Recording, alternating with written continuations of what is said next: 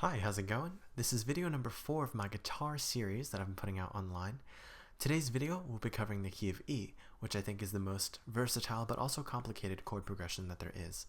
Because the guitar is naturally tuned to this key, there's a lot of options here, and I'm just going to hopefully cover some of them. So without further ado, let's go ahead and get right into it. So the first chord I want to go over in this progression is obviously the key of E. So this chord is pretty simple. What we're going to do is put our middle finger down on the 2nd fret of the A string, turning that into a B. Put your ring finger, 1 string right next to that, turning that D into an E. And what you're going to do is put your pointer right on the 1st fret of the G string, turning that into a G sharp. So we have these fingers, and we're just going to let it ring out. That's the E chord. Okay, next for our B chord, we're going to take our pointer here, put it on the 2nd fret of the A string. Again, we have that B. Next, we're going to take our ring finger and put it on the 4th fret of the D string, turning that into an F sharp. And next, we're going to put our pinky right next to that on the next string over, giving us that B, and strum that out. We're going to hold everything out and just let everything ring for a B chord. Next, for the C sharp minor chord, we're going to just take our B chord that we just had and shift it up 2 frets. Pretty easy, right? And lastly, we have our A chord. So we're going to take, you can either take your E chord and just shift these 2 fingers down like this and take away your pointer. Or, so you're using your middle and ring, or you can use your ring and pinky, whatever you guys like to do. So I find that when you use your ring and pinky, it's easier to switch and transition into the B chord. So you just shift up and put your finger down here for the B. Okay. So I know that that was pretty basic, and that was a pretty quick run through of these chords, but there's quite a few chords that I wanted to cover, so I wanted to go through everything a little bit quicker this video. Next, I want to go over some embellishments that we can use on these bass E chords. So we're going to take our E, and what we're going to do is just add our pinky on right next to our ring. It's a little hard to see, but we're just going to add this right here and kind of suspend that to really give it that nice transition. Next, for our B chord, what we can do here is when we go from the E to the B, I like to add my middle finger, and it's very difficult to see, but I like to put it right here. So you have your ring, your pinky, and your middle right there to give you a little more tension in that chord. You hear that versus... And I like to have that to build up a little more tension in that chord. Next, for our C sharp, pretty standard. You really can't do a whole lot. Yeah, nothing really here. And for the A chord, when I switch down here, I like to put my my pointer right behind my ring finger so I can pull that off and kind of transition in that A chord as well.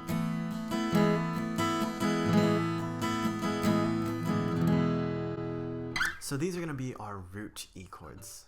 Next, I'm going to give you some alternate E chords that we can use, and this is when we need to have a little more familiarity with the upper parts of the neck. So you can take your E chord here, but next we're going to learn one that's all the way up here.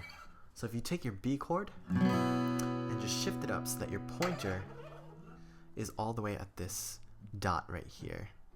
I don't know if you guys can see that dot, but the dot signifies the 7th fret. Literally take your B and shift it up to get that nice high E chord. And I think this is probably one of the most open and most bright chords and progressions in guitar there is. So that's your starting E chord. It covers a whole lot of E's and B's to give you that very open sound.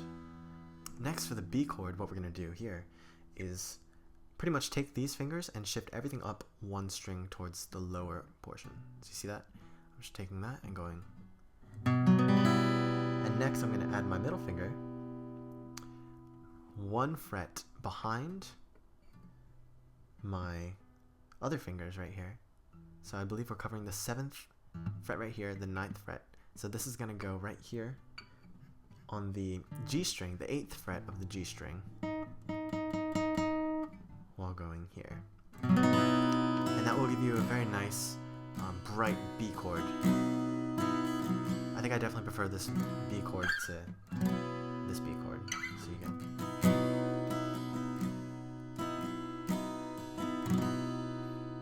And for our A chord, what we're going to do is take this shape and just shift it down 2 frets. And that's our A chord. Now for our C sharp, since we're already kind of in this area, you know, you could just go from this A back to that C sharp we learned, or go from this A to the B to the E. And what you're going to do is take your pointer and simply bring it over here, which is kind of awkward, so I like to use my middle finger right here on the low E string, turning that into a C sharp bass and letting everything else ring out to strum for that C sharp.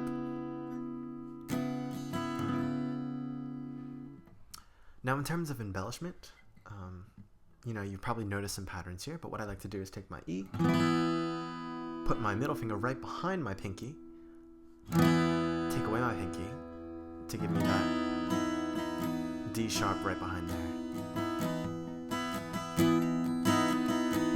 For my B, not a whole lot to do here.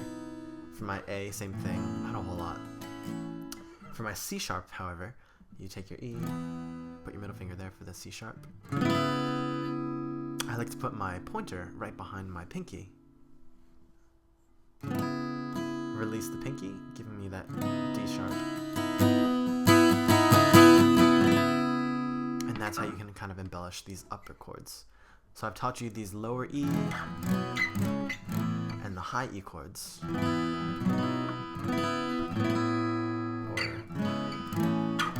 Something like that.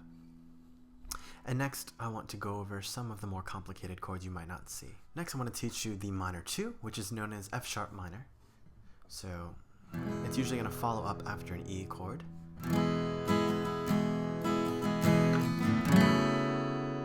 So in order to play this chord, what we're going to do is take our ring finger, put it on the 4th fret of the A string, turn that into a C sharp, and then your pinky on the 4th fret as well, on the D string, turning that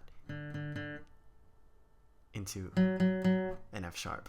So we have our C sharp, F sharp, and what we're going to do is take our pointer, put it on the 2nd fret of the G string, turn that into an A, and strum everything else out.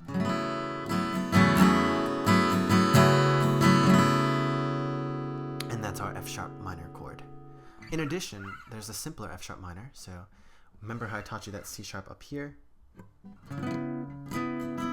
Right, it's literally the same shape, shifted all the way down to the 2nd fret. And this has a bit of a more gentle, but also this is definitely like a very strong F sharp, and this is a little more gentle. So whatever you guys prefer. Next, I want to teach you the G sharp minor chord, which is just the minor 3, and it's also just one whole step above your F sharp, right? So you take your F sharp chord that we just learned and simply shift it up 2 frets. Right.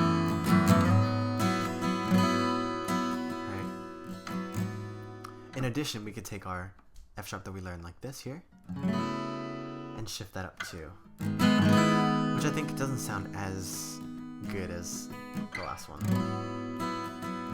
So we learned some lowish E chords, some highish E chords, and now I want to teach you some middle E chords. So we start on our B chord, and for a C sharp, what we're going to do is notice how our first finger comes first here, then comes our ring, then our pinky. What we're going to do is kind of switch up the order, stick our ring 1 forward, and take our take our pointer, bring it 1 back, and this will give us a slight C sharp chord, C sharp minor. It's a pretty weak one, but it makes for easier transitions between our B and our C sharp. And for our A chord, what we can do is just let this ring out. You hear that? And then from there we can go, I think playing an E is very difficult from here, but we can take our ring and put it right here for our E over G sharp inversion, which would be right here. So we're going from our A to our G sharp. Now I know a lot of these chords are pretty complicated in terms of just stretching and really contorting your forearm and fingers, and it's gonna hurt, but I think, you know, after a while you will get used to it and it'll really come naturally to find your way just all across the fretboard. And lastly, in the key of E, I just wanted to go over some really strange chords which you probably won't use too often, but here they are. So I taught you this this G sharp chord, G sharp minor. And in some songs, to make it really jazzy, they're just gonna kind of shift from this G sharp minor to this F sharp minor, right? But in transition, we kind of have this, like, what is this? I don't know. But if you shift it down here, say you're playing this progression, like an E to that G sharp minor.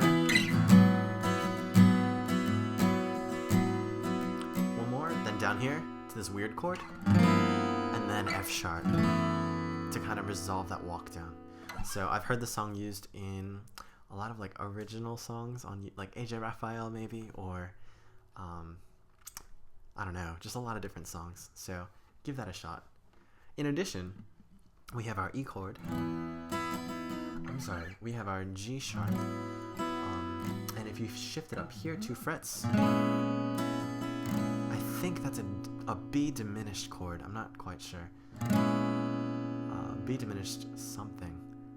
Regardless, you know, you hear that in some songs as well. Like in David Choi's Won't Even Start, I think. It's like... And